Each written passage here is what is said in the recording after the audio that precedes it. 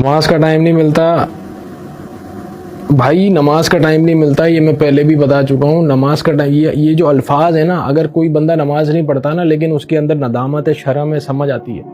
ये जब आदमी बोलता है ना कि मुझे नमाज का टाइम ही नहीं मिलता, भाई इसका मतलब ये है कि आपकी ज़िंदगी के अंदर अल्लाह प्रायोरिटी नहीं है।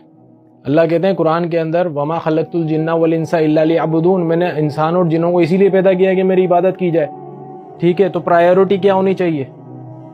प्रायोरिटी तो अल्लाह बताएंगे ना, जिसने इस इंसान को बनाया, जिनों को बनाया।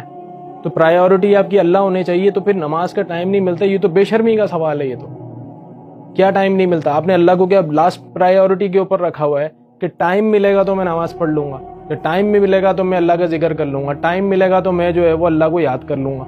नहीं सर, प्रायोरिटी अल्लाह होंगे।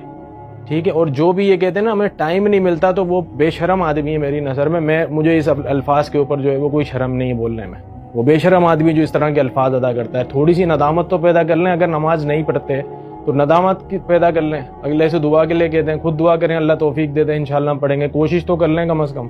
इस तरह के बात करके तो आप जो है वो आप अपने आप को क्या बहुत बड़ा क्या समझते हैं आप अल्लाह को?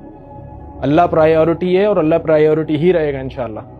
अगर आप नमाज पढ़ते हैं और नमाज के पाबंद हैं लेकिन उसके बावजूद भी बेहयाई के कामों में इन्वॉल्व हैं, अगर आप खवातीन में से हैं और हिजाब नहीं करते, मिक्स गैदरिंग्स के अंदर जाते हैं, अगर आप मर्द हैं तो गैर महरम के सामने अपनी नजरों को झुका के नहीं चलते, फौश गुफ्तगू करते हैं, गंदी फिल्में देखते हैं अगर आप, तो कुरान क्या कहता है? इन्नस्सलाता तन्हा अनिल फहशाई वल मुनकर, नमाज बेहयाई से रोकती है और बुराई से रोकती है। इसका मतलब ये नहीं कि आयत गलत हो, इसका मतलब ये कि आपकी नमाज के अंदर कोई ना, अपनी नमाज को चेक करना पड़ेगा आपको कि आपकी नमाज में ऐसी क्या खामी है कि आपको वो बुराई से रोक नहीं पा रही, बेहयाई से रोक नहीं पा रही। अपनी नमाजों को चेक करें और बेहयाई के कामों से जो है वो कोशिश करके परहेज करें।